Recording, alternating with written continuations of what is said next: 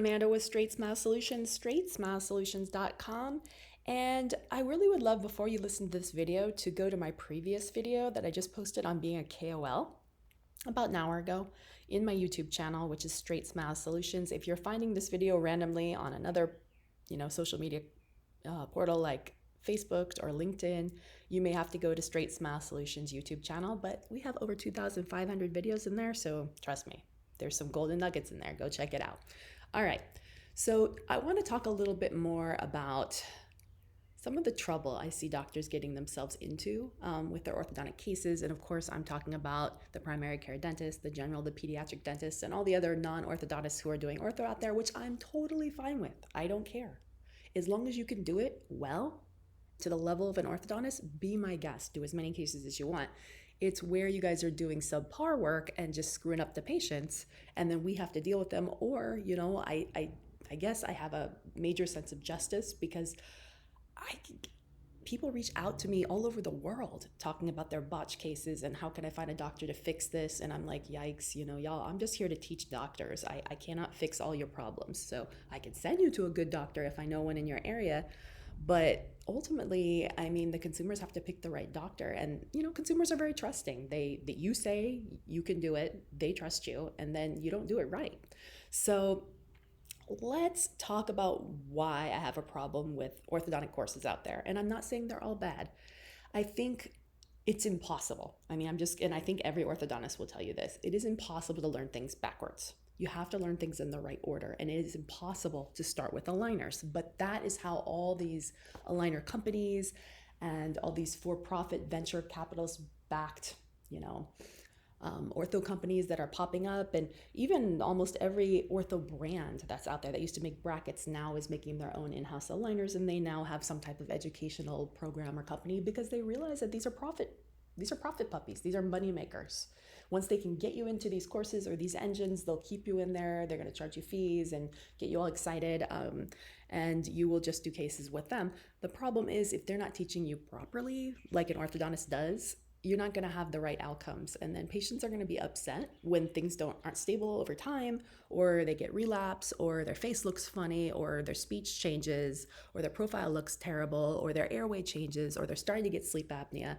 And a lot of things become irreversible at that point. So ultimately, it is imperative. I really think that every general or pediatric dentist out there should work with an orthodontist of their choice. And not all orthodontists are alike. We're all going to approach a case totally differently. There's literally, dozens. I don't think there's more than 100 orthodontic residencies in the US. I can't remember how many there are now. I know there's more than there was when I went to school and in Canada. But every single residency has its own personal philosophy. There's some that are more expansion based. There's some that are more braces based. There's some that are more myofunctional based. There's some that are more removable, some that are more fixed, some that are into biomechanics, some that are in cantilevers. So what school you go to is going to give you your background and how you approach a case, right?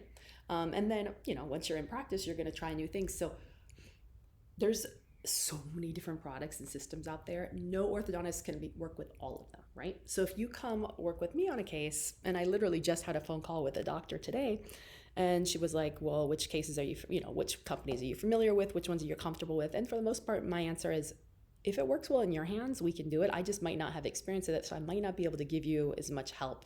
So I'll tell you what I would do for this. And if it's a good match, it's a good match. Maybe you'll try something new and you'll like it. So ultimately, what I want to get with you guys is that I get doctors that contact me every day who either have been sued or they're getting their license potentially revoked by a dental board. And they're like, hey, it's because of this darn ortho case. Like it gets bad. This happens a lot. And you're not always going to see it, people posting on a Facebook group about this, but they come to me, which I appreciate, and I'm glad I'm here for them. And we can help talk them through what maybe went wrong, what maybe they could have done differently. What it comes down to is, what are these companies are going to be looking for when there's a problem? If this gets litigious, what are they going to look for? They're going to look for, did you do the right diagnosis? And how did you come to that conclusion? What records did you take? Were your records standard of care? Remember, you can take a course and they're going to tell you something standard of care. You should do it this way. It is impossible for a course to focus on what is your standard of care. Your standard of care is going to be based on your own country and then your own province or state. Dental Board Licensing Act within your state if you're in the US. If you're in Australia or New Zealand, I understand it's just one uniform thing. I believe EU is mostly one uniform thing. I can't speak to that. I won't even speak to anything regarding what's standard of care, besides what I know, which might be different from what yours is. That's your job. You have an attorney, you can get one. You have your insurance company, you can ask them. Not my job. And you can read your own Dental Board, I can't say that today, License Act, and you can decide if it's right. I'm not going to read that for you. You should know what you should do and what you can't do. I'll tell you what I would do ultimately, and what I think it is. So you have to provide every single patient all their risks, benefits, and alternatives. And I can't say this enough times. So doing social 6 treatment or doing upper only treatment or doing a more limited treatment and not doing everything isn't necessarily standard of care. It doesn't mean it's not the right option. It's just that you need to explain all the options and their risk, benefits, and alternatives to the patient before you can present that more limited option, because it might not be the best option. And unless you have documented to the patient that you went over all the options and one of them might be surgical, and even if you can't offer that, you have to be able to explain it. If you cannot explain it, then you have no business taking that case for a limited. Does that make sense? Now you could send the patient to ortho. They can explain it.